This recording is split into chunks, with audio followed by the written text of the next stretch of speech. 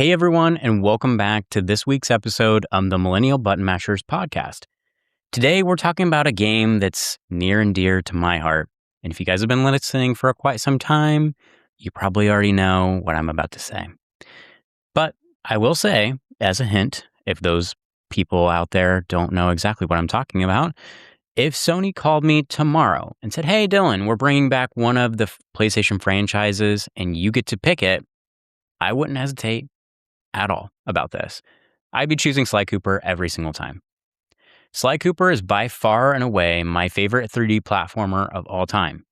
And today we're going to talk about why I keep coming back to this game year after year, why I still think it holds up today, and why Sony is sitting on an absolute gold mine if they ever decide to revive this franchise. So today, specifically, we're going to be talking about why gaming in the early 2000s felt different, the history behind Sly Cooper, why the story connected with me so much as a kid, why it became such a cult classic, and why I still think it might be the greatest 3D platformer series ever made.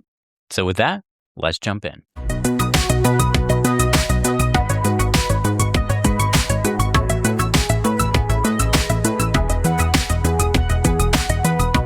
All right, so let's first start with why gaming in the early 2000s felt different. So I want you to put yourself in the shoes of you as a kid. You just got home from school. You got a ton of homework that's sitting on the kitchen table. Your parents are probably asking you if you've started it yet or started your chores. But all of you've been thinking about all day at school is getting back to your console, getting back to your favorite game. And for me, Sly Cooper was definitely one of those games. It was one of those games where I'd be sitting in class wondering what mission I was going to play next, what character I would come against next, what boss fight was coming up, and whether I was going to get enough clue bottles to unlock the next safe. And looking back, I think what made gaming in the early 2000s so special was how focused everything felt. Games weren't trying to keep me logging in every day. They weren't battle passes. There weren't seasonal events. There weren't in-game stores asking me to buy a new skin every single week. The game just wanted to be fun and the story wanted to be compelling. And that's exactly what Sly Cooper was, is specifically to me, fun. It was simple to pick up, and it was surprisingly deep if you wanted to dig beneath the surface for the extra lore that was there. Which honestly, that's what makes the story so impressive and so memorable for me. So when I think about my own personal story with Sly Cooper, I think one of the things that Sly Cooper does so well is that it immediately gives you a reason to care about the characters.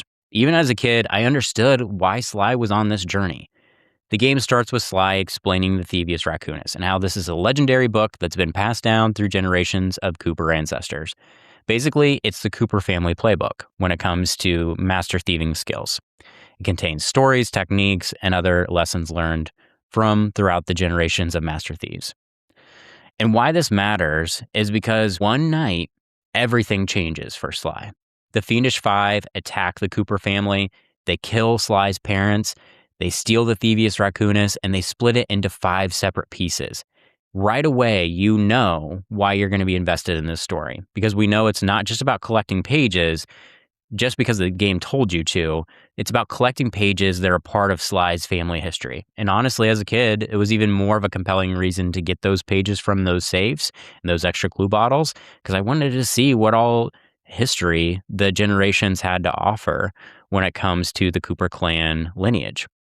And what's funny is that as a kid, I viewed this as a revenge story specifically, but as an adult, I see it a little bit differently. It really is a story about legacy, about family, about caring about something bigger than yourself. And I think that's the part of the game that still resonates with me all these years later. But the story is only one piece of the puzzle. I think the timing of when this game released was also incredibly important. So taking a couple steps back into Sly Cooper's history, you wouldn't believe who actually developed this specific game. If you are younger or maybe you just didn't play this game series growing up, it's probably going to shock you what I'm about to say. It was developed by none other than Sucker Punch Productions, which is honestly incredibly crazy to think about. This was the same studio that brought together Infamous, but also brought Ghost of Tsushima. which is probably one of the most iconic game series of all time when it comes to cinematography and specifically outlining the samurai stories back in feudal Japan. And when you think about Sucker Punch, at least today, you think about beautiful open worlds, you think about cinematic storytelling, but a lot of us older PlayStation fans and millennials, they'll always be the studio that gave us such a fun rendition of Sly Cooper. The first game, it launched in early 2000s, 2002 specifically. The trilogy itself wrapped up in 2005, and this means that the franchise landed right in the middle of what many people consider the golden era of PlayStation, that PlayStation 2 peak performance era. And for me, as a personal note, this was right in the middle of grade school for me. So I was playing sports, but I was very introverted and very shy, and I wasn't always the most outgoing kid. So video games gave me this place where I could experience these amazing stories without having to put myself out there socially. I could go into deeply populated world and understand who these characters are, their backstories, what makes them tick. Just had a fun little mechanism of gameplay that I could play back. And honestly, I think this is why Sly Cooper still to this day is one of those comfort games I continue to come back to whenever I'm stressed. And so when I think about why this game specifically became such a cult classic, I think it's the characters first. Obviously, Sly is fantastic, but the series doesn't work without Bentley and Murray.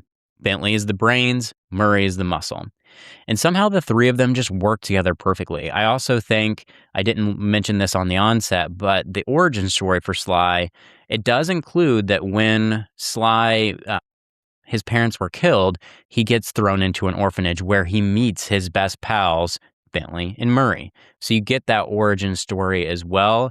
You can understand that Bentley, Murray, and Sly kind of mutually became each other's family because they didn't have any family outside of the orphanage.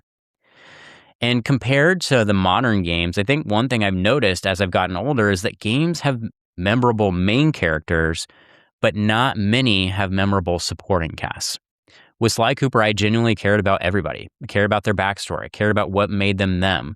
And specifically, just keep coming back to learn more about these characters and honestly feel this connection with them every single time I play.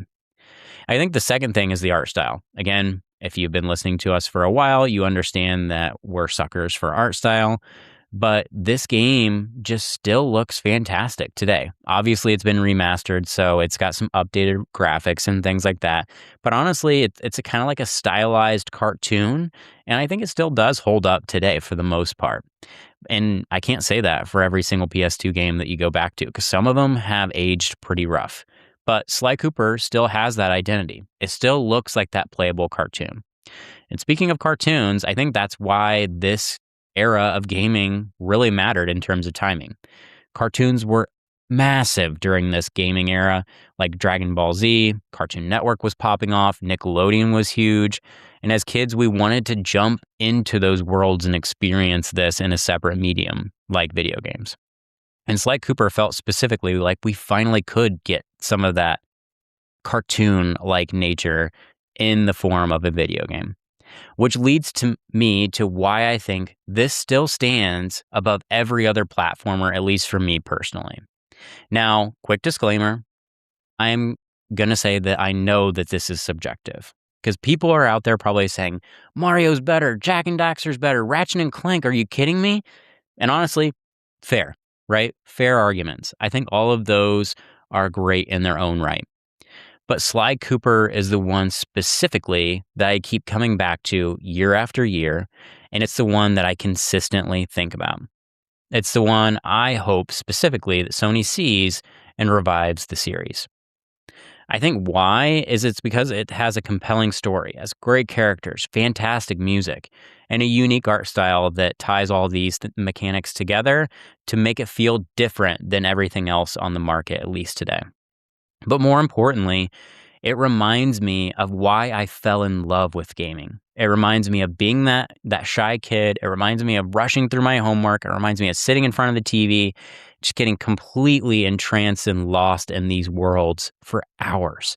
And honestly, as adults, I think those feelings become more and more valuable every day as we try to disassociate from what's going on in the world. And that's why I think Sony is missing a huge opportunity. So why do I think Sony needs to bring this back?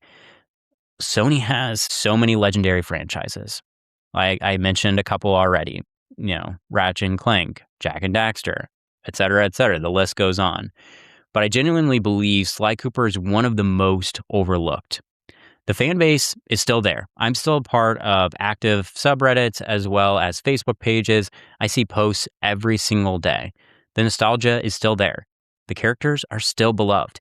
And in a gaming industry that sometimes feels obsessed with bigger and bigger experiences, I think there's room for something like this that just feels fun again.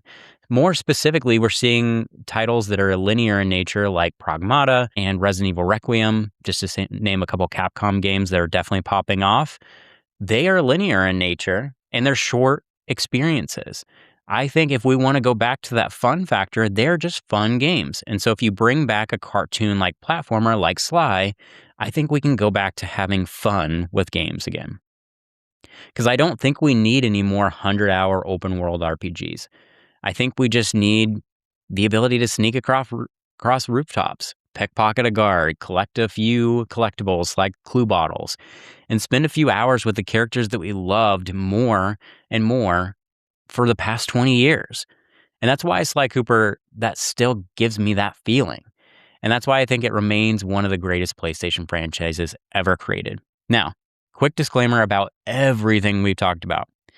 The trilogy is the one that I'm talking about specifically, the Sly Cooper collection. So 1, 2, and 3. I did try to play Sly 4, Thieves in Time. And while I did think the premise was there, I was not necessarily thrilled with the outcome of Sanzaru and what they were able to develop. So I'll throw that caveat out there. I was not super thrilled with where the story went. Felt like the mechanics were a little bit weird, but I will throw the caveat out there that I don't think it's a bad game. I think I played it on the PlayStation Vita because that's the only way that I had access to it. And I just don't think it did the series justice because I think 1 was great, 2 was incredible, 2 was my all-time favorite, and then 3 was a great cap on the trilogy.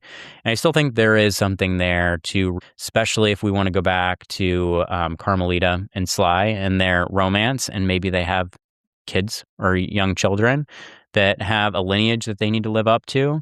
Carmelita and Sly are very compelling characters in their own right. So we could definitely dive deeper into them as parents and kind of what their story would be like as having, a parental unit, parental family around these solid characters.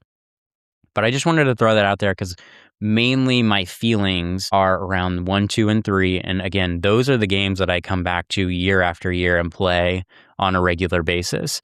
Matter of fact, I just finished playing a little bit of Sly 1 just a few days ago in preparation for this episode. So it's definitely something I'm very passionate about. I will not budge on this. I think it's the absolute best 3D platformer out there still to this day. And I think Sony definitely needs to bring it back and hopefully give it some more love and extra time in the sun.